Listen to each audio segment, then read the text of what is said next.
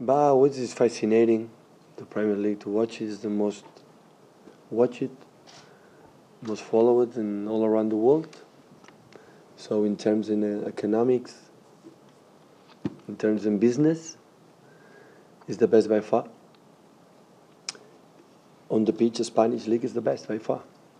What happened in the last 5, 6, 7 years in Champions League, in Europa League, in the Super Cup, always the Spanish teams win. We will try all together here in the Premier League to close that gap against the Spanish teams and to be closer in the future.